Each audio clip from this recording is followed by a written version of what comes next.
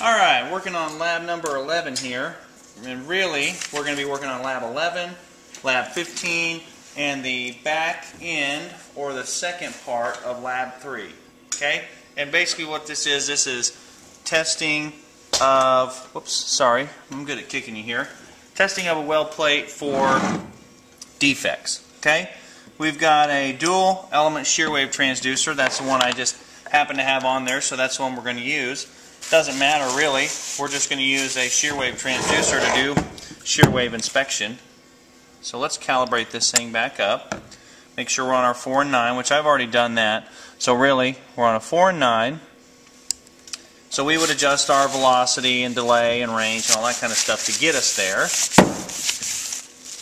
So, if you don't remember how to calibrate with the dual element, you can jump back to lab number 5, and that will tell you how to calibrate dual element shear wave, which is what we just did. So, really, it's not a huge deal if we didn't calibrate this time because we've already done it once. So what we need is to set up our reference gain, which we already have, 46.5 dB. And the reason that this actually is set up already is because I had gotten about 5 minutes into this same video and completely screwed up what I was doing. So rather than just saying my bad and keep on going with the video, I restarted the whole video. So anyway, I'm already calibrated up here. I know the thickness of my piece. This weld plate right here is the thickness I'm going to be using, 0.625. So I need to see if I can get you able to see both of those. Okay. I'm just going to scan. And I need to do that to D11. And D11 says you have to have a scanning gain. We had a calibrated gain, or I mean a reference gain, which is our 46.5, and now we need a scanning gain. But in order to do that, we need to do the 2 times the thickness divided by the cosine. So 2 times 0.625 divided by the cosine of 60 tells us that our V path is 2.5 inches. That means sound's going to travel down, then travel back. That's going to be 2.5 inches in the material. So really, 1.25 inches is going to be one leg. Alright, so I'm trying to get this so you can see it here. I just really don't like to do that like that, but that's okay. So now that we know our V path is 2.5, D11 is going to tell us to raise this 14 dB. So we're going to go up to 60.5. Alright? So now we would just start scanning. Now we're looking for common signals, reoccurring signals, something like that that we can align ourselves with. Okay? So we want to go to something like a root signal. So if we know that a sound path distance of 1.5 is going to be where our root is, we should pretty much go to 1.5 inches on sound path and travel all the way across to see if that signal stays relatively the same.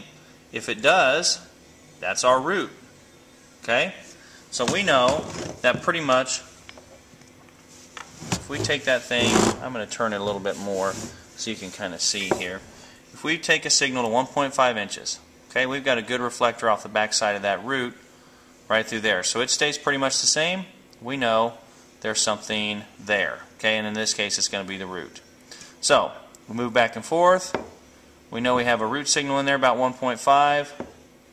We're going to scan back and forth. It's there. It looks like we've kind of got something else going on, but that's okay. We're going to continue to scan back and forth. Root signal, I would say right there, about right there, we've got something else going on.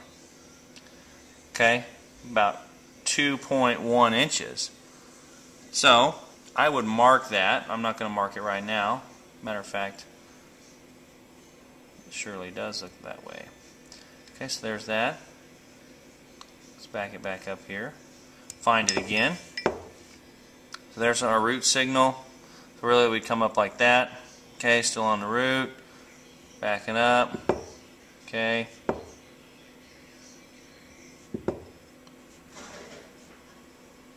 And every time you see that bounce up, that's just our root signal. Okay? So root, root, root. But here, we had something else happen. Yeah, see, root signal. Then we have another big signal. So that's definitely not good. So if we scan straight across, that's a good telltale. We scan all the way across there, signal stays there, but we backed up, and there it is. We're close to it. Keep finding it and losing it. There it is right there. So we've got another defect right there. I want to mark that. Center of the transducer. Like that. Okay. Yeah, there he is. Big defect. Cool. So we want to peak that up. This is what D11 tells us to do. We're going to peak that signal up as high as possible and then bring our gain down to our reference level. Okay, about 50.5 or 50% is what I'm looking for. Our gain was originally 46.5. So we're going to do the 6 dB drop. So we're going to take this transducer, move it sideways. There's our 50%. Drop it down to 25%. Make a mark on the part, okay, on the part where our defect is actually at.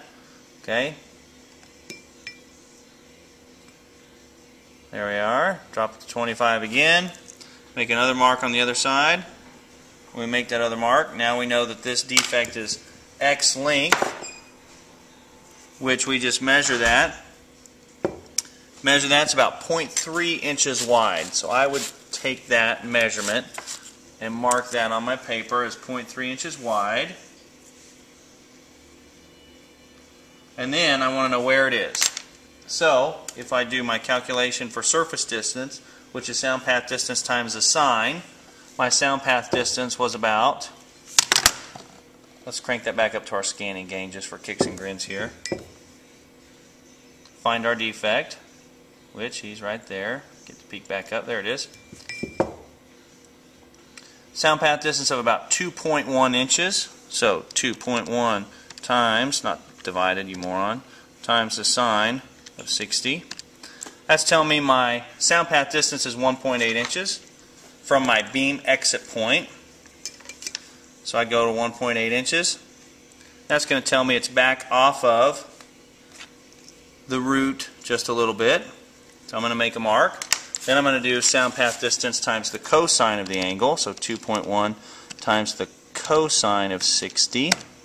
And that is 1.05, which is deeper than the part, which we did this in our calculation. So subtract the thickness, 0.625. That tells us it's 0.425 from the bottom up.